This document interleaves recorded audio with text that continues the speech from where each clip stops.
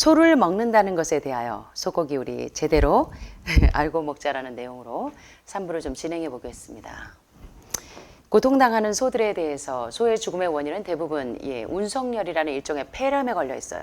자, 우리 닭들도 지금 닭암 레우코시스에 걸려 있었고, 또 이 돼지들도 호흡기 질환에 자신들의 그 배설물에 의해서 암모니아 가스에 질식돼서 호흡기 질환에 걸려 있는 돼지들과 또 폐렴에 걸려 있는 이 소들을 먹으면서 인간에게 그 질병이, 동물의 질병이 사람에게 그대로 전염되는 것을 보게 됩니다. 그래서 소의 죽음의 원인은 대부분 운석열이라는 일종의 폐렴인데, 시장에 도착하는 소 100마리당 2마리 이상의 소가 이 폐렴으로 죽습니다. 오늘날 축산업자들은 클로람페니콜이라는 위험한 항생제를 일상적으로 사용해서 이 운석열을 치료하는데, 문제는 이 병에 걸린, 폐렴에 걸린 소들이 맞은 클로람페니칼이 우리 몸에 들어가면 어떤 역할을 하는지 오늘 좀 보시기를 바랍니다. 클로람페니콜과 탈리도마이드는 나병 환자들을 치료할 때 많이 쓰는 치료제인데, 불러왔던 이 끔찍한 비극중의 일부 사람들에게 극소량의 클로람페니콜만으로도 무형성 빈혈이라는 치명적인 혈액장애, 오늘날 왜 호지킨 림프종 같은 혈액암이 많이 노출되는지를 좀 생각을 해보자는 거죠. 클로람페니콜은 생명이 위태한 사람이 극단의 경우에 사용할 수 있는 극히 위험한 이 비상약이에요. 극미량만으로도 골수에서 적혈구 형성을 막아서 죽음으로 인도할 가능성 있는 상당히 위험한 극약입니다. 자, FDA 수의사 조지프 A. 세티퍼니는 32mg밖에 안 되는 클로람페니콜이 사람들을 죽여왔다고 말합니다. 32mg밖에 안 되는 클로람페니콜이 사람들을 죽여왔다고요. 이는 잔류율이, 우리 몸에서 계속 잔류할 그 잔류율이 100만 분의 8이면 이건 10분의 1, 100분의 1, 100만 분의 8? 자, 고기 약 0.1kg을 먹었을 때 흡수되는 양이 사람들을 죽여왔다는 거예요. 자, 보시니까 0.1kg이면 얼마 많지 않은 양이죠. 0.1kg이면 소고기 한 점? 2점 정도 될까요? 하지만 운석열에 대한 처방으로 클로람페니콜을 투여한 소에서 나온 시판용 소고기에는 잔류율이 그보다 몇 배가 높대요? 몇 배가요? 여기 보니까 몇 배예요? 고기 약 0.1kg을 먹었을 때 흡수되는 32mg밖에 안 되는 클로람페니칼이 우리 몸에서 잔류할 때 사람을 죽일 수 있는 잔류율인데 시판용 소고기에는 그 잔류율이 그보다 몇 배가 높아요? 100배가 높아요. 왜 여러분들이 폐에 결절이 생기고 폐암에 걸리고 고혈압, 고지혈, 당뇨병에 걸리는지 다시 한번 내가 먹은 음식이 내 몸을 만든다는 것을 기억하시기를 바랍니다. 미네소타 대학의 연구는 소들을 약 0.4평의 공간에 한 마리씩 집어넣어야 이윤을 극대화할 수 있다고 제시합니다. 다시 말하면 가로 세로가 3.6 곱하기 4.5의 전형적인 침실이 약 5평이라는 걸 생각해 보실 때, 여기 101동, 102동, 100동의 방이 5평이거든요. 그 5평에 여러분의 침실에 몸무게 0.5톤인 소가 13마리 들어있는 모습을 상상하시면 돼요. 요 100동에 그 방에 13마리의 새가 방 하나에 지금 소가 들어있는 겁니다. 사람들은 유구업이 화학약품과 호르몬제, 항생제 등 수많은 의약품에 의존하고 있다는 사실을 쉽게 믿지 못해요. 그래서 내가 왜 유방암에 걸리고 내가 왜 폐암에 걸렸는지 도무지 믿지 못한다는 거예요. 그냥 운이 없어서 라고 생각하시는데, 여기 보시는 것처럼 고기 약 0.1kg을 먹었을 때 흡수되는 사람을 죽일 수 있는 클로람페니칼의 잔류율이 시판용 소고기에는 무려 100배가 더 높다는 사실을 기억하시라는 겁니다. 자, 야들야들하고 부드러운 연한 송아지 고기의 비밀, 좋은 송아지 고기를 찾기가 갈수록 어려워져 왔는데, 자, 여기 지금 종종 오시는 그 회장님이 좀 계시는데, 연한 송아지 고기를 참 좋아하신대요. 그래서 제가 이 연한 송아지 고기의 비밀을 좀 알려드렸어요. 그 이후로는 이제 어떻게 되셨는지 상상에 맡기겠습니다. 좋은 송아지 고기를 찾기가 갈수록 어려워져 왔어요. 미국의 요리사가 이렇게 얘기해요.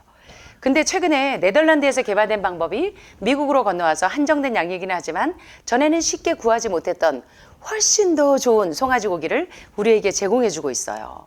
그 송아지 고기는 엷은 분홍빛의 보기에도 아주 분홍빛의 고운 살코기와 맑은 지방을 갖고 있고 맛깔나게 부드러워요. 요새 여러분 TV만 틀면 유튜브만 보면 먹방들 나와가지고 뭐 아주 연하고 부드러운 소고기들 얘기하시는데 인류 요리사 제임스 비어드가 미국의 요리라는 책에서 이야기하는데 요 엷은 분홍빛이 도는 하얀색으로 송아지 살을 유지하기 위해 소름 끼치는 아이디어를 프로비미사에서 창출했는데 그 소름 끼치는 아이디어가 뭐냐면 바로 특별한 먹이를 송아지에게 먹이면 이 소가 아주 야들야들 연한 송아지 고기가 나올 수 있는데 바로 특별한 먹이를 먹인 송아지 고기와 우유를 먹인 송아지 고기라는 상표에 맞는 특별한 식단인데요.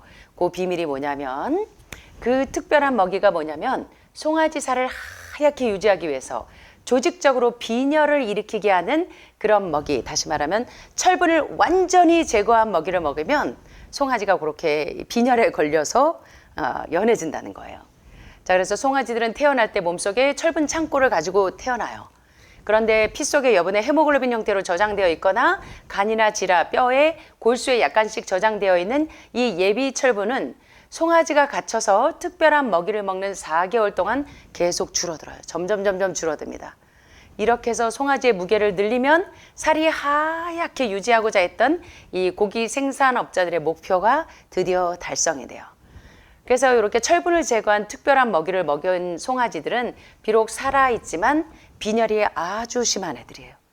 그래서 왜 요새 그 상류층에 계신 분들이 종종 이렇게 폐암에 노출이 되고 빈혈이 많이 오냐면 내가 먹은 음식이 내 몸을 만들어서 빈혈이 점점 더 악화해서 폐나 장 관련 질병에 매우 취약한 상태가 되기 때문에 각종 항생제를 비롯한 다량의 약품들을 끊임없이 먹어도 4개월을 살지 못해요. 송아지들은 주의를 기울여도 병이 나기 때문에 경구용 약이나 주사약을 자주 투여해 줘야 돼요. 가장 흔히 사용되는 약품 가운데 2가지가 있는데 발암물질로 널리 알려져 있는 니트로프라존과 극소량만 집어넣어도 치명적인 혈액장애를 유발하는 클로람페니콜 같은 것들을 계속 송아지들에게 주입을 하기 때문에 이런 연한 송아지 고기를 즐겨 드시는 분들이 각종 질병에 많이 노출된다는 겁니다. 여기 가축 부문 실내기구 팩트가 이렇게 팩트를 고발합니다.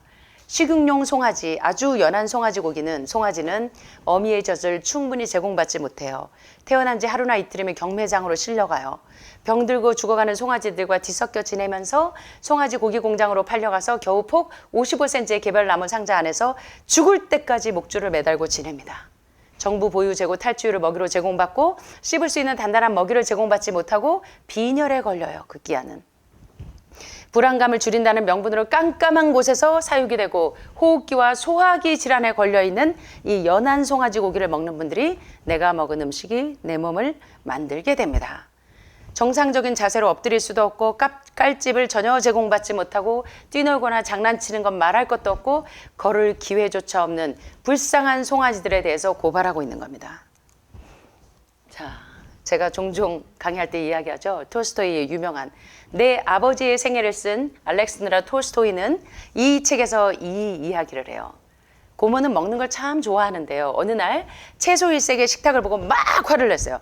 아니 나를 초대해놓고 오빠 어떻게 먹을 것도 하나도 없이 풀뿌리밖에 없는 거야? 하면서 이제 오빠에게 막 화를 냈어요. 나는 이런 허접한 쓰레기 같은 건 못 먹겠으니까 고기하고 닭을 줘! 라고 요구를 합니다. 다음번에 고모에게 다시 식사를 초대한 이 고모가 깜짝 놀래요. 자기 의자에 매여있는 살아있는 닭과 접시에 놓인 큰 칼을 보고는 눈이 휘둥그레져서 이게 뭐야?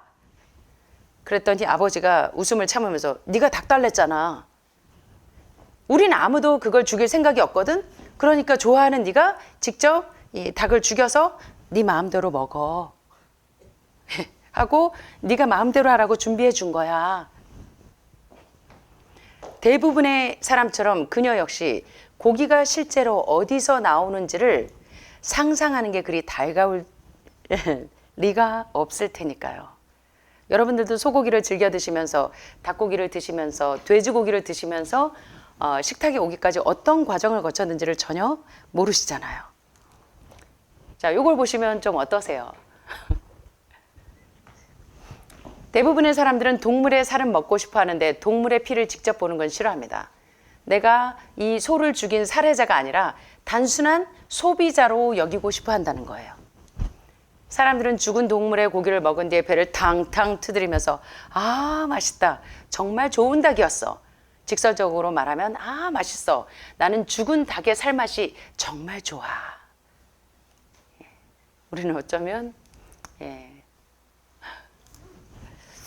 자, 헨리 S. 솔트는 야만의 70년이라는 책에서 이렇게 이야기합니다. 이어서 나는 놀랍게도 우리의 주식을 이루고 있으며 또 빵이나 과일, 채소처럼 우리 식탁의 일개 구성품으로 여기고 있던 고기가 실은 짐승의 살, 대량으로 도살된 소와 양, 돼지 같은 짐승들의 진짜 살과 피라는 것을 깨달았다는 거예요. 여러분들도 돼지를 드시면서 내가 이 고기는 실은 진짜로 죽은 대량으로 도살된 소와 양, 돼지의 진짜 살과 진짜 피라는 것을 깨달았고 시간이 가도 그 놀라움은 줄어들지 않았다는 거예요. 이렇게 이 친구의 입에 들어가기까지 얘가 어떻게 죽임을 당했고 얘네들의 피를 지금 먹고 있는 것이 어떤 건지를 전혀 인식하지 못한다는 겁니다. 자신이 먹는 짐승들을 자기 손으로 직접 죽여야 한다면 채식주의자들의 수가 천문학적으로 늘어날 거란 이야기는 결코 농담이 아니라는 것입니다. 여기 제가 지금까지 소개한 책만 해도 수많은 이 뭐 헨리 S. 솔트나 또는 톨스토이나 여러분들 아시는 유명한 이 철인들을 다 거론하면서 유명한 책에서 나온 얘기들을 좀 보시면서 농담이 아니라는 거죠, 결코. 자, 에드가 쿠퍼의 저서에 보면 동물 나의 형제들이라는 책에 이런 얘기가 있습니다. 특별히 에드가 쿠퍼는요, 평화주의자란 죄명으로 집단 수용소에서 온갖 가혹행위를 당했어요. 그것을 경험한 에드가 쿠퍼는 동물 나의 형제들에서 당신은 내게 왜 고기를 먹지 않느냐고 궁금해해요. 저도 학교에 가면 이 연구실에 있는 선생님들이 야 오늘 뭐 고기가 땡긴다. 삼겹살 먹으러 가자. 하면 저보고 왜 선생님은 고기를 안 드세요? 하면 제가 그냥 씩 웃어요. 내가 동물의 고기를 먹지 않는 것은 다른 생명의 고통과 죽음에 힘입어서 나를 살찌울 수는 없기 때문입니다. 나는 나 자신이 심한 고통을 경험해 봤기 때문에 내가 겪었던 그 고통을 떠올림으로 다른 생물들의 고통을 느낄 수가 있습니다. 요지는 이것입니다. 나는 더 높은 법으로 더 많은 행복을 가져오는 더 좋은 세상, 하나님의 계율이 통치하는 새로운 세상, 거기에는 그 어떤 계율이 있냐면 너희는 서로 사랑하라 라는 그런 계율이 통치하는 세상에서 살고 싶습니다. 예, 너무나 아름다운 이야기죠. 자, 다큐 좀 보시겠습니다. United States, we have at least 4 cases of mad cow disease, but I'm almost positive there's more cases than that, but the government isn't looking for it. So what you're saying is that there could be already mad cow disease in humans. Right, and I think a lot of it was misdiagnosed. With the Alzheimer's or dementia, it takes several years, you see the progression, but to make it easier, these doctors just sign off on it as dementia or Alzheimer's without actually taking a biopsy of the brain to see if it's that, or is it actually a prion disease like Creutzfeldt-Jakob disease or mad cow disease. Do you think it's safe to eat meat? I personally don't think it's safe to eat it because of the fact how the line speeds are increasing and also our inspectors are not well trained enough.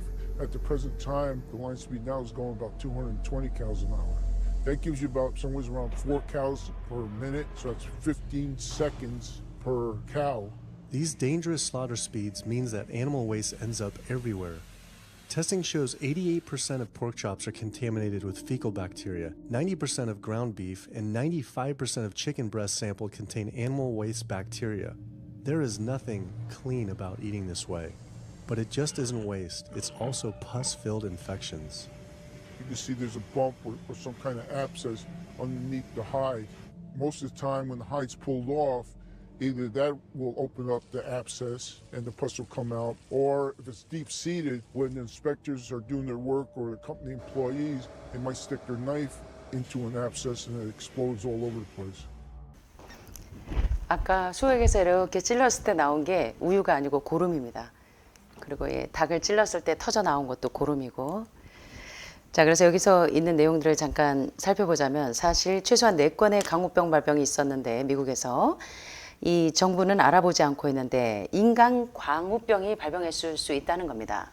상당수 진단이 알츠하이머나 치매라고 진단을 했지만 사실은 실제 뇌조직 검사를 하면 혹시 크로이츠펠트 야코병이나 광우병 같은 프리온 단백질, 제가 미국에 있을 때 출판사에서 프리온 단백질에 대해서 좀 써달라 해서 기고를 해달라 해서 그 프리온 단백질을 조사를 하다 보니까 열에 가하면 모든 세균이나 바이러스가 죽는다고 생각하지만 프리온 단백질은 안 죽어요.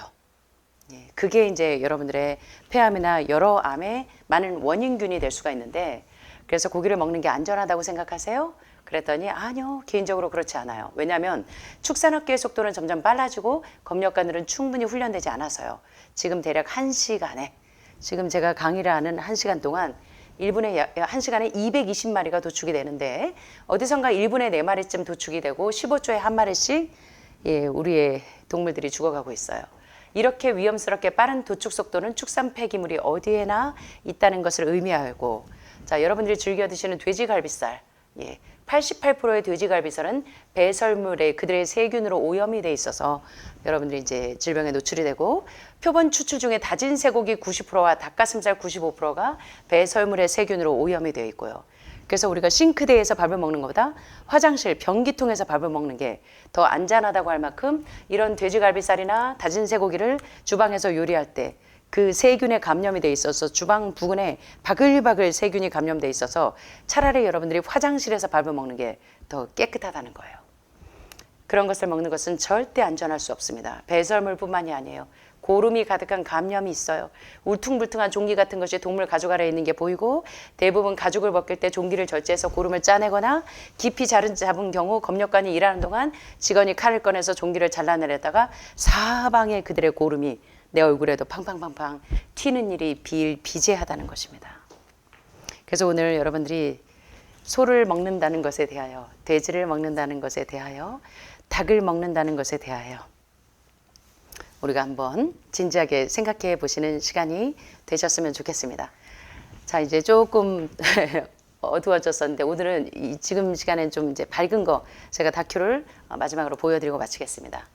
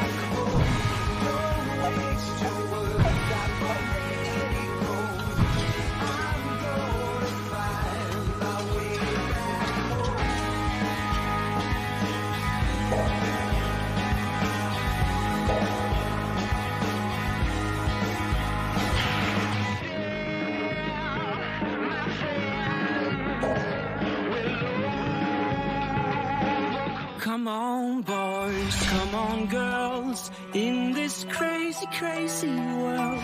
You're the diamonds, you're the pearls. Let's make a new tomorrow today. Wake up, slow down, do nothing right now. Breathe in, breathe out. Did we forget how to live, to dream, and what it all means? It's like we don't care. Who's hot, who's not, who's got the right upside down? Tonight, tomorrow, you're out of time, of style. You're back in the line, a race to nowhere. Come on, boys, come on, girls, in this crazy, crazy world. You're the diamonds, you're the pearls. Let's make a new tomorrow. Come on, girls, come on, boys. It's your future, it's your choice, and your weapon is your voice. Let's make a new tomorrow today.